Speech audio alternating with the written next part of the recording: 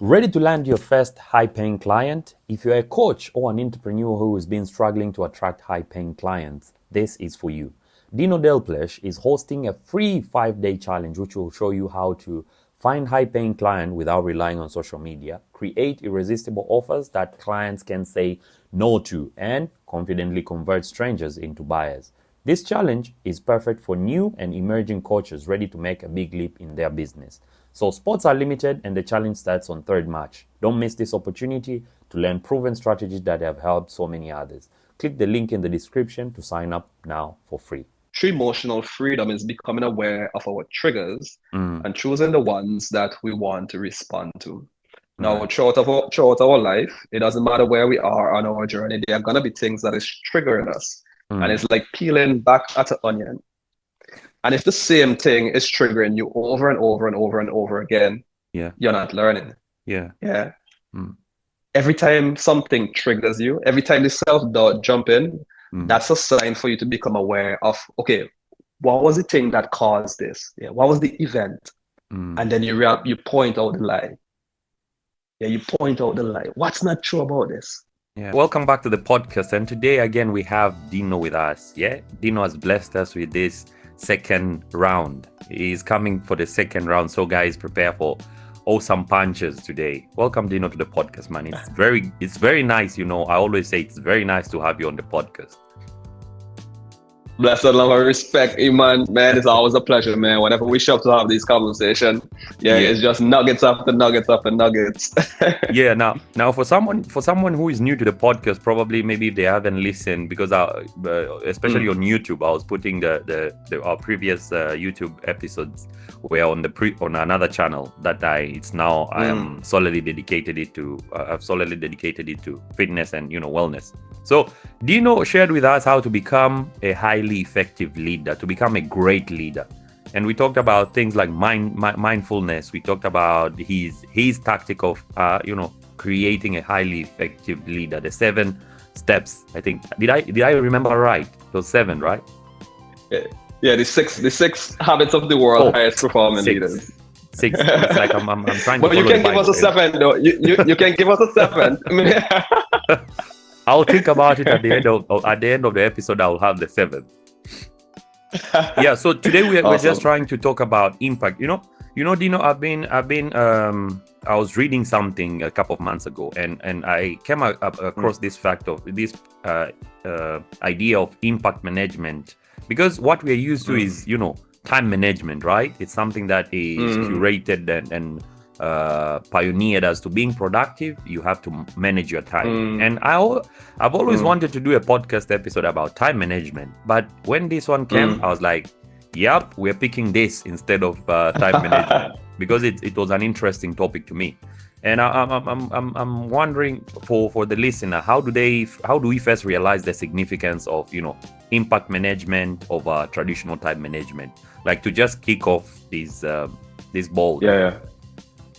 Like how you're jumping into the deep end, and to kick this off, I want to share a short anecdote, just to put things into perspective for people. And this one is about Jesus. And for a very long time, I have struggled a bit with Jesus' story as a result of lack of knowledge. And I remember this one moment when Jesus was walking down a path and he met the Samaritan lady. And the Samaritan lady asked Jesus to heal her sister or her daughter. You can correct me if I'm wrong. And then Jesus turned to her and said that, I'm here for the lost sheep of Israel. And then the lady responded, but even the dogs get the scrum from their master's table. And then Jesus said, because of your faith, your daughter is healed. And when I heard that story, the reason why Jesus said that, it wasn't because Jesus was trying to be exclusive. Jesus said that because he was trying to be efficient. Jesus understand that he is here for the lost sheep of Israel. Impact. And he realized when he focused on this specific group of people, it's going to create an even bigger impact, instead of using his time to focus on everybody within that scope of time, because he understand his mission, right? His mission was for his name to be remembered even beyond his existence. Right. And the reason why I'm sharing that story is because sometimes we would try and manage the time within where we are, but we forget the bigger picture. Yeah. And the reason being is because we lack clarity of the mission that we're here for. Yeah, and I think that's where impact starts. The reason why sometimes we get so bunged down, overwhelmed by managing time, because we lack clarity of what our mission actually is. And that can be a mission on the level of our life's mission. It can be a mission within your relationship. It could be a mission in a corporate setting, or it can be, your mission for the day. So the idea is we want to focus on, okay, what's the mission? Yeah, what do we need to focus on so that we can move the mission forward? Yeah. And I hope that brought it into perspective. Yeah, it did, man. Because especially when you mentioned the relative story of Jesus, and you think like this guy has lived on earth for like 33 years, and for the past 30 years he's just been preparing, and then his impact has been seen. Like the impact that we are having 2,000 years later was just it took place in just 3 years. So so like it shows that when you focus on the impacts, the outcome, the bigger picture, it removes all these other shortcomings and all that. And I'm thinking any moment that you have had those moments where you transition from getting things done, because I know Deano is always get things done, and to focusing on the bigger picture in your coaching. Do you have any sort of moments like that? Well, I think I have many moments like that. I think as a human being we always fall into that trap. And maybe a great example I can give. Last year I was working on this project within my city. And I started the project with my partner, and we were committed a year in, and we had this 1 year package, and some people signed on to the package. And maybe 1 quarter into the project, like I started realizing that this ain't a project that I should be committing to, because it seemed like it was a distraction. And being the kind of person that I am, I want to finish what I started. And I remember having a conversation with another coach friend of mine, Brandley. Just want to shout him out as well if he's watching this. And he told me that, the only body who cares about finishing this project is you. Yeah, and that's when it hit me. That was some hard truth. It was my ego. I wanted to finish this project because I started. It had nothing to do with the bigger picture of my bigger mission. And however, we decided to put a pause on that project, and everything felt so free. I felt so free up to focus on the thing that I felt like I was called here to do, which was to help serve other educators and help them make that transition into their entrepreneurial journey. So definitely, and that's just one example, and I'm sure I've had many other stories where I get distracted by getting the things done within a particular point in time. And losing sight of my bigger mission or my bigger goal. I think it's a human trait that we all tend to suffer from. we tend to not see the bigger picture, and we just focus on let's get it done, and then it's like when we get it done, we see that it isn't that really effective. The outcome isn't that what we anticipated, but we have finished the task. And sometimes it also happens to me, because I put some, schedules, and I want to get it done. But if I really go with that mindset of getting it done, sometimes it's never effective. It's just that I want to get it done because it is there in the schedule. So I have to remove it from the schedule. So, go on. Yeah. And I think that's why sometimes a lot of people tend to have this negative association to using a calendar, because they get into the habit of being run by their calendar instead of ruling their calendar. One of the biggest mindset shift that I have had around using my calendar is, if I put something in my calendar, I can change it, I can move it, I can extend the time allotted to the task that I have. I can take it out completely. So, one thing I will tell to my listeners is that your calendar don't need to be set in stone. You are the master of your calendar, and a calendar is a really great tool to make sure that we're not setting unrealistic expectations throughout the day, especially as professionals or entrepreneurs. So use a calendar, yes, but make sure that you are the master of your calendar. And if something feels incongruent, internally change it, move it. Yeah, you're the master of that. Sometimes when you say something like that, it just reminds us of, setting the to-do list, and we are so focused on we are the ones who wrote the to-do list, and yet we feel like we cannot change anything, we cannot alter anything, but we just now have to just go, and it reaches a point where you don't feel like doing some things, but then because you're just saying, oh, I was supposed to do this. So sometimes instead of trying even to shift it, let's say it was the second, move it to maybe the fifth or fourth, we begin to, now begin to do what we are saying here. Just get it done. Just get it done. Yeah. But yeah, especially for the new listener, for someone who is joining now, and we this was just us freshening up and kick starting the conversation. Yeah, and this is the SelfSeed podcast, and today I'm with Deano. So if you just joined midway, we have the great coach here. He's a great friend of mine, great coach. Yeah, and Deano, I'm wondering, in this all, it looks so easy to say it. It looks so easy to explain it, but in baby terms, in layman terms, yeah, can we now get to know the key differences, let's say, between impact management and time management? Because I mean, the words themselves, they're different, but what's your take on the key differences between these two areas? Yeah. That's a really great question, and I think to answer that question, the first thing I need to do is to dispel a myth. Yeah, and the myth is that we manage time. Yeah, time management literally doesn't exist, and the reason being is time is a fixed variable. It's not changing. Yeah, you don't manage things that don't change. You manage things that are changing. Yeah, that's why management was created, to organize things so that we know what needs to happen when. Right, so time management doesn't exist. It's just a good word to use. Yeah, what we actually do manage it is our input, and the output. Yeah, the energy that we're putting into a specific task so that we can get the output. That's what we're managing. And fundamentally, I always say we are managing energy, the amount of energy that we decide we're going to allot to a specific task over the time that has already been given. Yeah, unless we can go and move the sun and the earth and those positions, we do not manage time. Yeah. Okay, so that's the first thing. Time management doesn't exist. Okay, so we are managing the energy that we are putting into tasks so that we can get a specific output.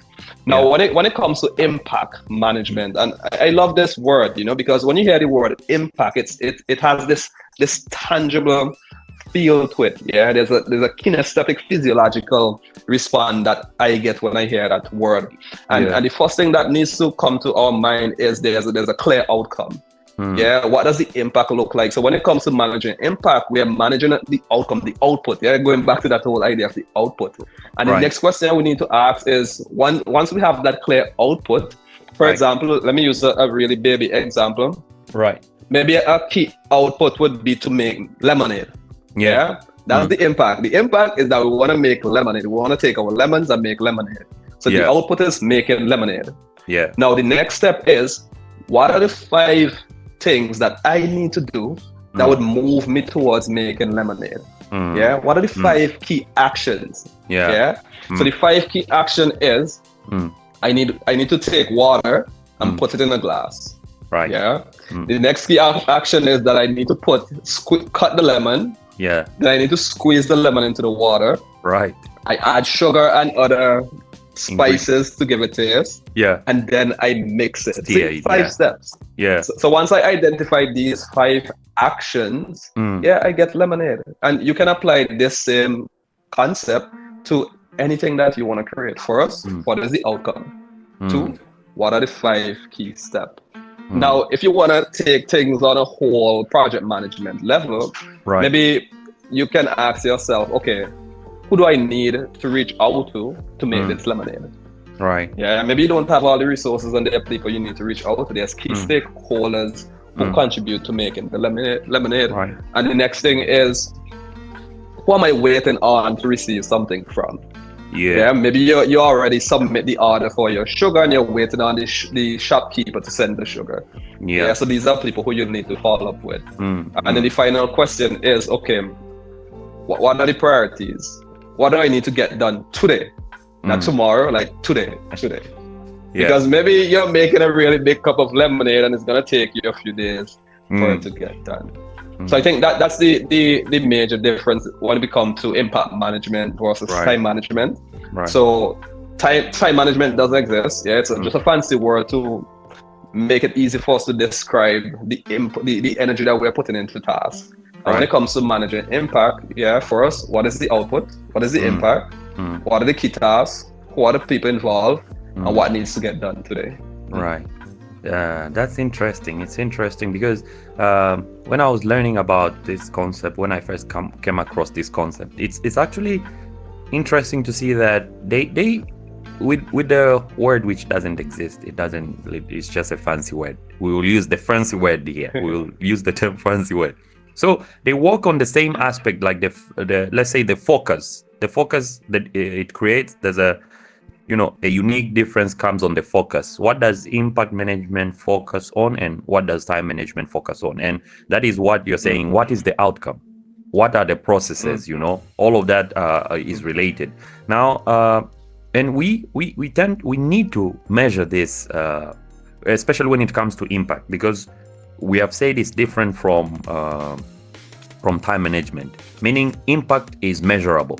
Time, sometimes, you just get it done. But then how do we measure impact management in practical terms, especially in areas, say, personal growth, when we talk about business, when we talk about business and social contributions? How can we measure the impact that we have? What I want to begin a new business venture. Then how do I begin to measure the impact that the impact management? Well, I think the first thing is we will need to define the impact that we want to create. So for example, let's use business as an example. Right. And one of my mission is to be able to help every young achiever have a high performing leader that is mentoring them to success. Right. Yeah, and I believe that educators are the group of people who spend the most time with high achievers. So I believe that if educators learn entrepreneurial skills, automatically it transfer over. Yeah. So how do I measure my impact? For every single educator that I help to start their own business, that's a one for me. Yeah, so I got to define the impact for myself based on the goal and the mission that I'm on. Yeah. So when we talk about measuring impact, it's not something that is outside of your control. It's something that you decide. Just like we said with the calendar, we put this task on the calendar, so we are in control of how it changes. Right. Yeah. So the first thing is we got to be clear about what the impact is, and how do we keep track of it. Another example. Let's use fitness for example. Yeah. I wanna lose, say, 5 kg. Yeah. How do I measure the impact of the work that I'm gonna do in losing 5 kg? Yeah. The impact can be, the reason why I wanna lose 5 kg is so that I wanna be able to play with my kids for all without feeling exhausted. Yeah. So every time I play with my kids and not feel exhausted, that's a one for me. That's the one. Yeah. Yeah, I could be, maybe I never used to play with my kids because I'm too tired at the end of the day. Every time I play with my kids, that's a one for me. Yes, so you gotta define what are the habits and the activities you want to measure. Yeah, and the key word here is the habits and the activities. Yeah, you wanna measure the action. Yeah, don't measure the lag, which is the output. Yeah, measure the action, the doing thing, because you can control that. Yeah. So from my perspective, when it comes to measuring impact, you want to measure what is the action, what you define what the impact is, and you give yourself a clear and concise action, a habit, or activity that would represent a key point for you. Yeah. So it's unique to every person and to every goal that we set. It doesn't have it's not a one-way thing, but rather the aspect that I also got is that there's that of why. When you have the why, when you have the where, and then this makes it easy for you to measure the impact that you have. That's interesting. Definitely. Interesting. Definitely. And it's really good when you look at it from a competitive point of view, because sometimes, for example, your competitor, if you're clear about the impact that you're going to make, your competitor might think that both of you are in competition, when from your perspective you're not, because maybe your goal is to, say, retire your mom. That's the goal. That's the purpose for your business, to retire your mom. And you're doing your business, and internally, you need to reach a certain amount of profit to retire your mom. Now, your competitor might be looking at your business, and they're trying to keep up with you. But your key metric is hit this retirement number for your mom through whatever investments you have in your business, and that's a whole different game. So when you're able to really identify that key reason why you're doing what you're doing, and you give yourself these measuring sticks that you create, you're playing a whole different game. It's like you're playing a game where you're the only competitor within that market. So that's really a powerful tool as well for entrepreneurs from a mindset point of view. And even going back to Jesus' story, you can just imagine when Jesus started teaching, who do you think Jesus' biggest competitors was? It was the Pharisees, all these other teachers, and the Sadducees. And what was really interesting, I remember reading Jesus' story, and I think it was Peter and John was telling him about they're waiting for him to come and become king and rule over the entire world, right? And the Pharisees, they were scared that, oh, this guy, he's king, so this is what's going to happen. So you can imagine the amount of corruption that was happening there. So if Jesus come and become king, all that would stop. However, the game that Jesus was playing was bigger. Jesus came so that all of us would be saved. So he knew that he would have to sacrifice himself. And he was playing on a whole other level. There was no competition. I think we need to take a lot of notes as well from teachers like those. And there's a lot of other stories where you see leaders have this longer time horizon.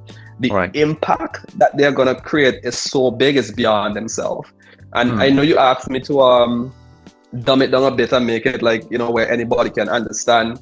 However, it starts from one, really thinking big, because we're talking about impact. If you got to make an impact, it's something that is noticeable. We start thinking big, but we start small. And that really puts you in a different league compared to everybody else within your environment. And I just want to share this story before you ask the next question. Now, there was this two brick builder, and a kid walked past their construction site. And when he asked the first brick builder, like, what are you doing there, sir? The first one say, oh, I'm just here laying bricks, I'm really tired and I don't really enjoy this job. And then the kid went to the second brick builder, and he asked the brick builder, like, what about you? What are you doing here? And the brick builder replied that, oh, I'm building one of the most beautiful cathedrals the world would ever see. And it's like both of them are doing the same thing, but you see the second brick builder, he had a bigger vision of what he was creating. And I'm sure he enjoyed his work, more than the latter. And I think that's how we need to approach life as well. If we're going to create that level of impact, we got to think bigger than the thing that we're currently doing now, and see how they relate to each other. You're cementing the fact about looking at the bigger picture is so important, even when we go into business, and that is like you're cementing it more. Because I read Built to Last, the book, how how visionary companies were built, like those which have already broken the century mark. They have reached 100 plus. Let's say something like Walmart. When Sam Walton was starting Walmart, his aim was not just for himself, but rather he was looking at the impact that it can bring to, let's say, farmers, it can bring to retailers and everything. So and let's say Johnson & Johnson, there are many, they mention in that book many companies, Procter & Gamble. All of these companies were formed on the aspect of not just now. We're not just surviving for now. But what will it be said 100 years later? How, the mission is still carried on 100 years later. And the one thing that they all had in common, it was, according to the book, is having a core ideology. when you have a core ideology, it redefines, the short-term vision and the long-term vision and the short-term missions, because the core ideology really defines as to who you are and what do you expect. What is the greatest outcome, the impact that you expect to do with this business? And you're really cementing that fact in my head. And I'm also curious, because when now we think like this, it becomes easier to digest, and somehow it is easier at some with some references, it's easier said than done. And I'm thinking, how do we now how can I am a leader or a business owner, how can I shift from the traditional time management approach and to begin focusing on the impact within our organization? Because as you say, let's say when Jesus was turning the tables, not everybody liked him, right? And it's not like not everybody understood. But how do we now begin to change from, we're not just managing time, but rather we want that if you enter my company, I want you, when you're, in case you leave, right? Because you won't be here forever, you want to start your own venture, there's something that you have learned, and this impact can be replicated, within the organization. What's your take on that? Yeah, that's a really great question, and I want to tell a story to illustrate my point as well. Yeah. You remember that scene in Lion King when Sinbad was hanging out with the pig and the toad? And they were eating all the worms, and he was having a good time, he was happy, things was good. And then Nyla went out to hunt outside of the kingdom and ran into him. And they were so happy to meet each other, and she was like, Sinbad, the kingdom is in ruins, we need a king, we need you to come back. And he's like, king? Like, I'm no king, I've been away for so long, like who am I to really say I'm king? And then he was really at odds with this, he has this calling to be king, but he's having such a good time here with his two friends who's eating grass and worms. And then he met Rafiki, the guide, and then Rafiki hit him over his head and was just trying to sing the idea into his head, and he got confused and he was running through the pricks, and then he ended up seeing his father in the clouds. And Mufasa said, remember who you are, remember who you are. And at that moment, Simba remembered, wait, I'm a king. I'm the son of a king. And that's who I am. Now, the reason why I'm telling that story is, if as a leader, you're going to become an impactful leader, the first thing is you got to remember who you are. You're not simply, say for example, Deano or Iman. No, you're made in the image of a king. Your father is a king, and I'm not talking about your blood father, your biological father, because even your biological father may not be aware he's a king. I don't know what belief exactly. I don't know what belief any the listeners may have, but whatever beliefs or denomination you're part of, the scriptures has said that we are made in the image of God. We're that living vessel. So that means each of us has the potential to live up to that standard, and there's a gap between where we are and where we want to go. However, the first step is to remember who you are. And to identify, if you had to describe your highest performing best self, what are the words would you use to describe that self? And start modeling those behaviors as best as you can. Because once you have identified that I am a king, you will start making decisions accordingly, and you start creating the level of impact that a king would. Because we're revving off of Jesus' story. Jesus know he was. Jesus said, I am. So therefore he started making decision as if he is. He didn't have to guess or think. So it's the same principles and philosophy for us. If I'm the leader of an organization, I am a leader. I am an impactful leader, and these are the decisions. So what would an impactful leader do? So once you start from there, everything would just start rippling out. Now we can say, you got to create a vision statement, mission statement. However, these are tactics. But when you come from a place of, this is who I am, and this is how a king or a leader shows up, everything changes. Everything starts to make sense. And the reason why I wanted to say that as well, I think before we came on to the podcast, I was sharing an insight I had around creating a garden compared to creating a forest. And I was during a coaching session, and I was so overwhelming with overwhelmed with my ability to network efficiently. And I had this one big insight. You're trying to create an impact. Yeah, you're trying to create a world where your children is going to strive, and you realize that you would need leaders and other coaches to create that level of impact. So why are you trying to create a garden? No, you need to create a forest. Yeah, you need to create a forest. And maybe I can even think bigger now. I need to create an island, a country. Yeah, because when you're thinking on that level, the decisions that you make is going to be so different. Yeah, so if you're going to be creating an impact, we got to gradually stretch ourselves, because I'm sure maybe next year we have this conversation again. And I'll be telling you, bro, I'm creating an island. And the after I'll be like, bro, I'm creating a country. Yeah, so it's growth can be step by step as well. It doesn't have to happen overnight, and we got to enjoy the journey and surround yourself with other leaders who is stretching your thinking. Yeah, the biggest curse that we have today is the curse of knowledge. The fallacy or the lie that you know it all and you can do it alone. That's the biggest lie. Yeah, we have this thing that is going around that I'm a lone wolf. However, the fact is, there's no wolf without a pack. Right. Yeah. Wolf are pack animals.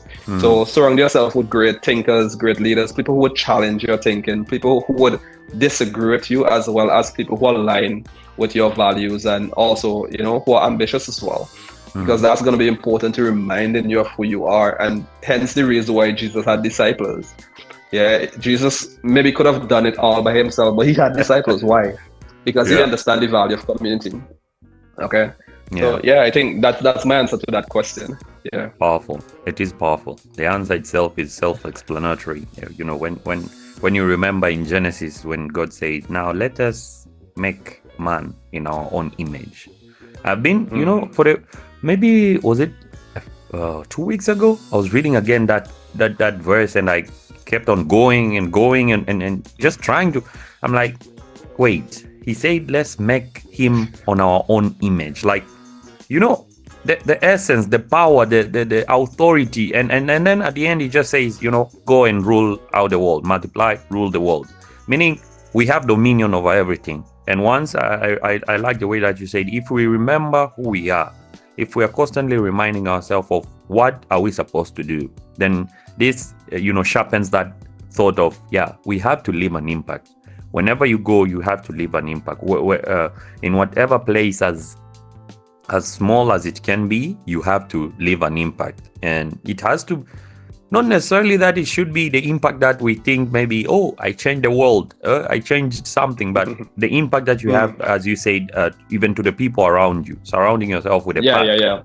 What are you leaving? When I read one, or was it one quote? It was saying, it's not what you did you'll be remembered for, but it is what you, I cannot remember the quote, but it was something along the lines of like the impact that you have left, that is what you'll be remembered for. And so if we focus on that, I think it's very important, and it's very essential, and it's very beneficial. Now, do you Deano, by yourself directly have an idea of how impact management maybe relates to sustainability? Because I think some people who are listening, and especially with the changing world today, we have sustainability efforts. Our world seems to be ending and all that. How do you think impact management can relates to these efforts? Because this is now from a let's say corporate point of view, business point of view, where we are not just doing for the sake of doing, but we are doing because we understand that, okay, we are given only this one world, and we are given this one planet, and once it's done, it's done. We were created to care for it, and then I'm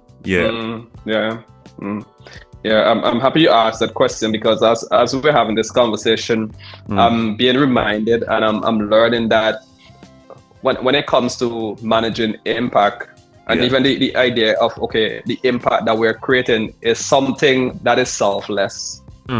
Something that is outside of ourselves. And the only reason why sustainability makes sense today is that everything that we are doing to protect our planet is not for us, it's for the next generation. Right. So impact management is directly connected to sustainability, because if the actions that we're taking to make sure that the world is sustainable sometimes doesn't make sense. It doesn't make sense to me now.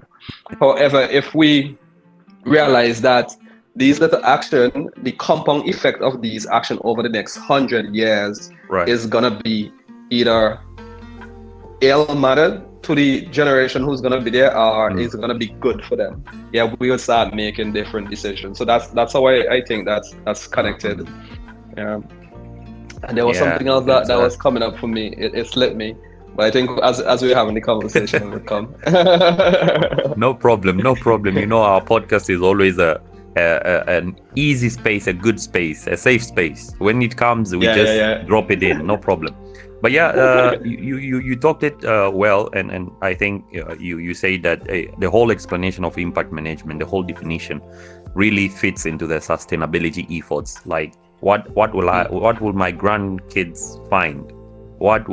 Which kind of a world will my great grandchildren find? You know, and it goes beyond just sustainability. It has many things to do with it's like an all-round approach in our lives, and so I remember, I don't mean to cut you off here, but I remember what I was gonna share when you shared the quote about what people don't remember what you do, but people remember how you made them feel. I think that was a quote that you was alluding to, and I think it was Nelson Mandela who said that. I'm not sure. And sometimes you also said that sometimes we think we gotta, change the world and do something super big to make a big impact. However, the idea is to think big and start small. And I want to share a story that brings this into perspective. And this story really shifted my thinking personally when I started my first community. Let's hear it. And the story was about this pastor who was preparing for one of the biggest sermons of his career. Over 100,000 people was expected to show up to this sermon. And he prepared, and he do his due diligence. And the day of the sermon, he showed up, was really dressed, really smooth, and he was walking to the altar, and he was like, wait, there's no cars in the driveway. He opened the church, and there was no one there. And he got to the altar, and he was like, wait a minute, where's everyone? And then he was there for a few minutes, maybe like 5 minutes, and then this cowboy, he walked in to the church, and the cowboy was quite amazed and wondering what's going on here. And he saw the pastor, and he's like, hey pastor, what's happening here? And the pastor explained to him, well son, I prepared a sermon, and there was supposed to be 1,000 people here, but no one showed up. And then the cowboy looked at the pastor and said, well pastor, I'm not a pastor, but if I went out to feed my cows and only one showed up, I'll still feed my cow.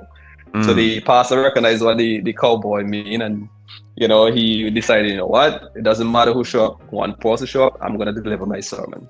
So he went up to the altar, and he started preaching, and he started shouting, he started sweating, he go down the aisle, he caught his spirit, and, he was, putting everything into it. And he get to the end of his sermon.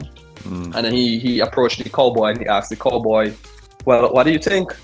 And the cowboy looked at the pastor and said, well, pastor, I'm not a pastor, as I said, but if I went out to feed my cows and only one showed up, I won't throw all the feed on top of that cow. And the reason why I'm sharing this story is because, when it comes to being an impactful leader, you don't need to change the world and give it your all. You just need to meet people where they are. And that literally shift my entire perspective as being a new leader. I used to get frustrated when I expect 20 people to show up to my events or my workout camps, and sometimes 3 people would show up, and I have this energy of frustration, and that was just my ego. And when I shift to serving just whoever is there, I end up having so much fun. And then those people have so much fun till they start bringing people with them. And that's when my community blew it up. So we gotta start small but think big. I like the way when you gave the story, and you even related to yourself, because also in my fitness journey and the brand and all that, sometimes people wonder how I keep going, because it's not like Struggle is real, bro. everything that you do it doesn't have the same outcome that you prepared for. Like you put a plan, you put all these and expect people receive it and all that, but I mean it doesn't happen. but still the part where you say, if I'm not a pastor, by the way, but if I was, then I would just focus on that one sheep that showed up. And I think that is the whole definition of impact. Just focus on one brick at a time, as Will Smith said. Just lay one brick at a time. Just lay one brick. At the end, as you say, the mason, the guy, the builder, he said, well, I'm going to build one beautiful structure here. And I think that's what really keeps, if it's in my practical sense, it's what keeps me going, because I know the bigger picture that I have, and I'll just do anything, the smallest impact that I can get. I'll continue seeking that impact, and eventually I'll get to where I want. I'll see the whole structure. And at that moment people will think it was easy, but you came a long way. But then along this struggle, Dino, we cannot lie. We are humans, and we have doubts. Sir. Let's think about for a moment about Moses. He himself was a great leader, but he had doubts. At some point, he was like, "Bro, if I don't want this job." and Jesus himself, he reached a point where he was like, "If it is possible for this cup, let it, slide past me, and let me have a peaceful moment." But so we have moments of doubt, and I'm curious in your practical sense, because I believe you've also faced these moments every now and then, because it just doesn't happen once when we are trying to create impact. How does someone overcome doubts and focus on the bigger picture, even when they feel like they are not making enough progress?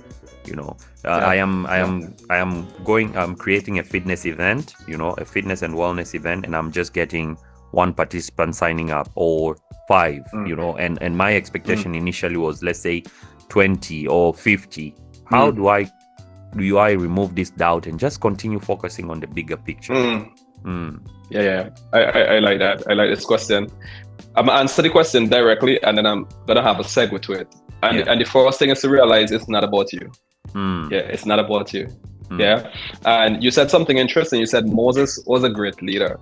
I disagree with that. I don't think Moses was a great leader. However, I think Moses was a faithful leader. Moses, when Moses was called, Moses even ran away. He didn't want that calling. He said, my brother Aaron, he's a better speaker than me. Why would you call me? I even stutter. They made fun of the way he speaks.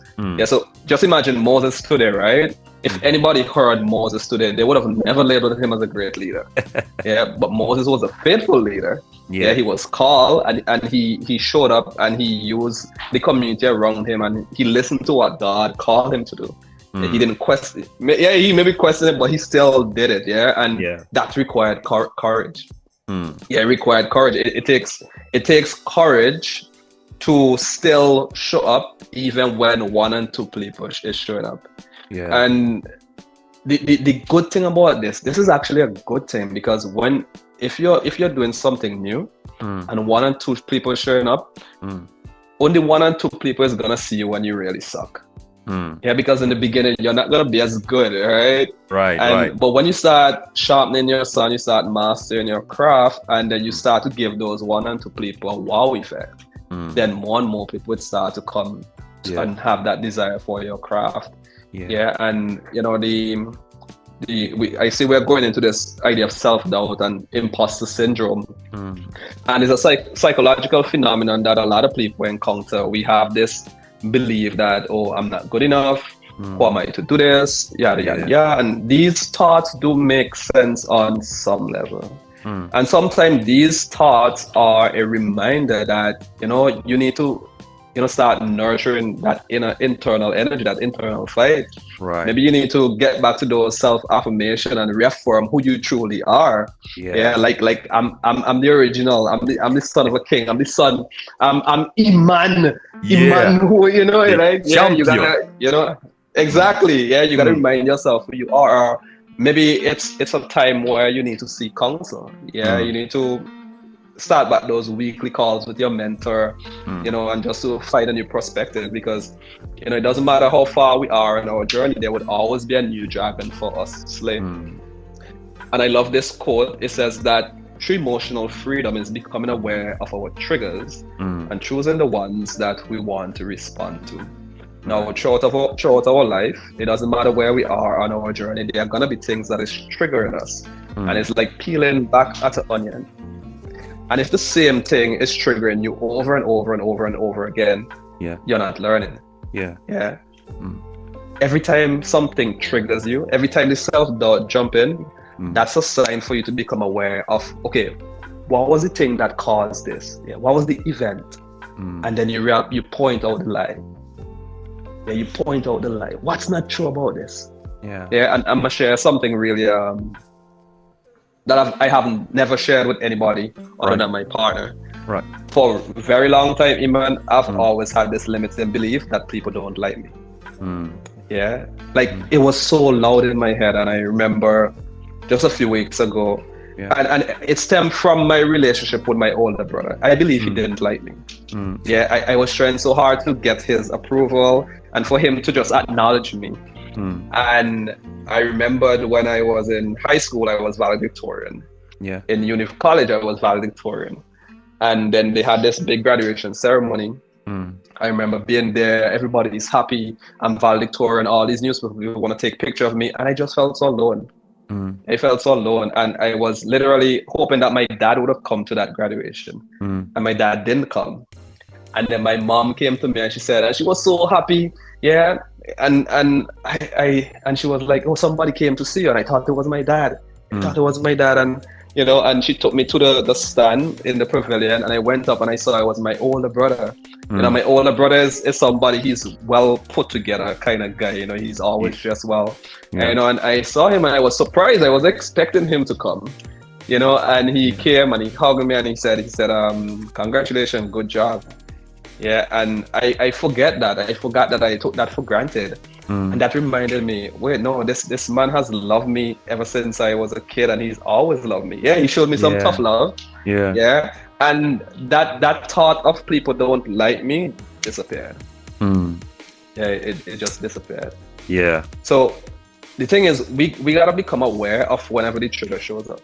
And we gotta point out the lie. If I never point out that lie, I would have had that thought in my head. People don't like you, Deano. People don't like you. And sometimes, the enemy would use your vices against you. But every opportunity of doubt is an opportunity of growth. Every opportunity of doubt is an opportunity of growth. Thank you so much, Gino.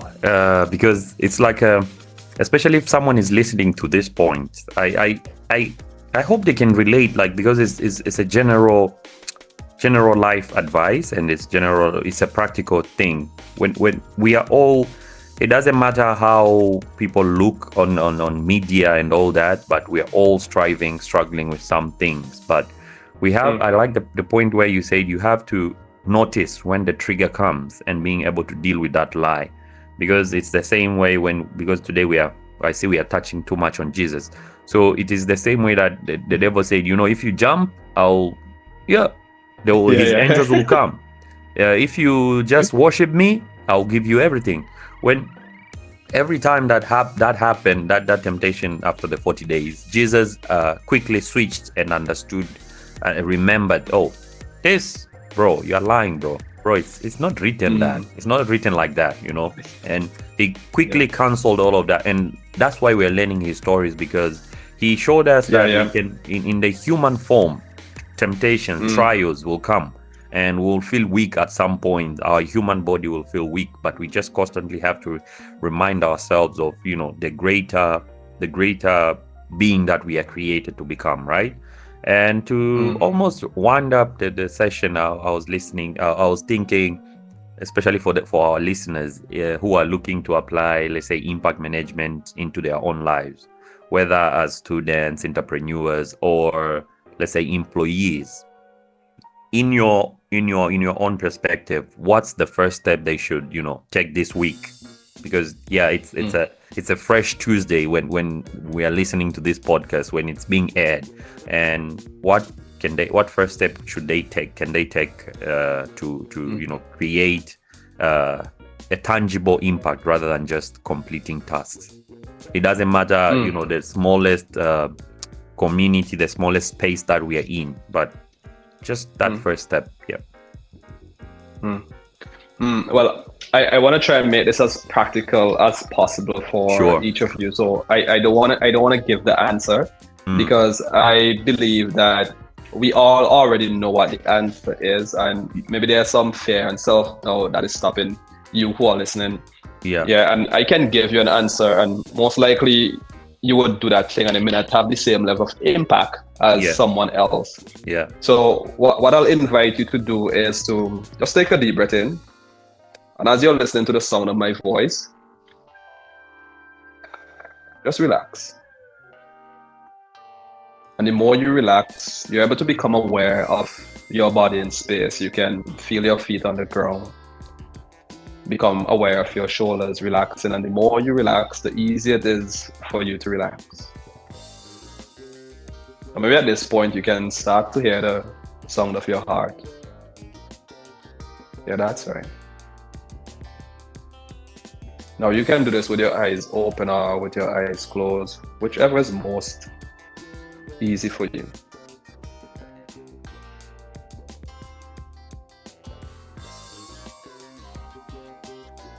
And I want you to imagine. Now imagine yourself living a life of impact. See what you see. Hear what you hear. Feel what you feel.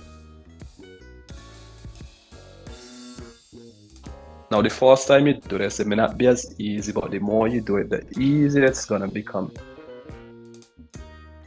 Imagine yourself living a life of impact and see what you see. Hear what you hear. Feel what you feel on the inside. Yeah, that's right. Yeah, that's right. Now maybe there's a learning or a gift that you can take with you. Whatever that gift is, I want you to imagine you can take that gift with you. Bringing it all the way back. All the way back. All the way back. Coming all the way back into the present. All the way back into your body. Becoming aware of your shoulders relaxing. Your toes on the floor. Becoming aware of the sound in your environment. Yeah, that's right. Now, what would be your first step this week that's going to lead to you creating that level of impact? And write that down. Put it in your calendar. Share it with a trusted advisor. And take imperfect action and go and do it. Yeah. Now, I believe that we already have all the answers and the resources we need to succeed. And just like we have been, using Jesus' story as a reference, is that along our journey, most of us has forgotten who we are. And it doesn't really matter what you believe in, whether you're a Christian. Yeah, and as I was saying, it doesn't matter what we believe in. We all know that there is a higher power that is guiding us. Yeah, we didn't just came out of nothing, and if we did came out of nothing, that nothing is amazing nothing, and that's a part of who we are. And I think what we need to do is just to have the courage and the I don't even want to say tenacity, but just have the courage to take that imperfect step, and having faith that everything would be okay. Yeah. Trust that God would show up because He has already showed up. And that's the answer that I'll give to that question. Yeah. Thank you very much, Dino. All right, guys, I'm relaxed. I'm relaxed. Dino said we should relax, so I'm relaxed. That's why you see. Yeah. Thank you very much, Dino, for coming today to the podcast. And guys, if you want more of that, Dino is the good coach. He's a great coach. I don't know if he he allows me now to say great coach, but yeah, he's a great coach. And so I received that. Yeah, we are building a forest, right? And then to an island, yes, and then a sir. country. So this is where we begin to manifest. Yes, sir. Yes, sir. Created in the image of the Most High. Yeah. Yes, sir. But yeah, thank you for tuning into the podcast. Dino, thank you for man. coming to the podcast, man. It was interesting as always to listen to your, thoughts and ideas about the topic at hand. It's interesting whenever we have a discussion.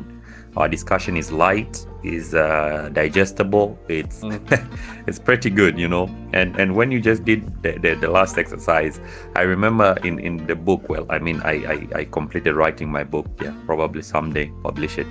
But yeah, in the book, let's get it. In the book, I also have this exercise where you to help people just reimagine their vision, reshape their mindset and all that. So thank you very much for the exercise.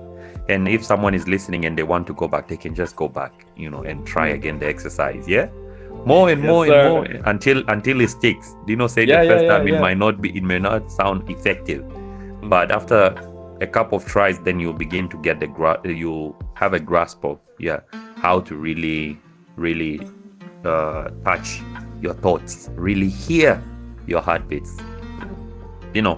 I think now you can also market yourself again. I always But I think through this conversation, I've done a really good job, at marketing myself. I think you were a really great conversationalist, Iman. You did a really good job at being present and, asking the right question. And I think I'll just reiterate, I just want everyone who's listening to imagine a world where every young high achiever has a high-performing mentor guiding them to success. Yeah, I believe my mission is to create that world, and I believe that educators are the next generation of entrepreneurs.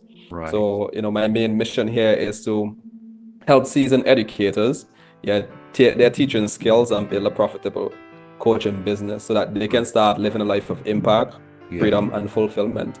Yeah. And, I believe that through that work, educators would become, that high-performing leader. I don't think we need any new leaders. I think we already have the leaders here. Yeah. It's just a matter of reminding these leaders of who they are. Yeah. And what I do every quarter, I run these challenges. We call a one client challenge because, I believe if you learn the fundamental skills of how to create value and wealth and get your first client, everything else becomes easier. Yeah. The hard part is getting out of your own way. Right. Yeah, the information is already there, and surrounding yourself with the right group of people. So what I do, I bring all these coaches and these educators together, as well as entrepreneurs. Yeah, and in 5 days, I help them land their first high-paying client. And that is something that I'm currently doing in China at the moment. Yeah, for my international listeners, we haven't explored the international scene as well, as China is so big by itself. However, when we do get there, we can definitely connect. You can connect with me on LinkedIn. Iman would put the information in the show notes. I'm not too active on Instagram, trying to limit my social media time, but I spend a lot of time on LinkedIn or I'm on WeChat. Yeah. And following your lead, limiting the time on social media. It's always good when you reduce the time on social media, because sometimes it becomes a job of its own, just managing social media. Yes. It's not easy. But yeah, thank you, Dino. Thank you for tuning in for coming to the podcast. Iman. It was nice. It was nice having this conversation. Yeah, man. Let's have another one next year. Yeah, of course. Next year when we have you have completed the forest. Now we are moving on to an island. Yes, hopefully. Amen. God bless you, man. And to the listener, have a good one, and thank you for tuning in. Bye.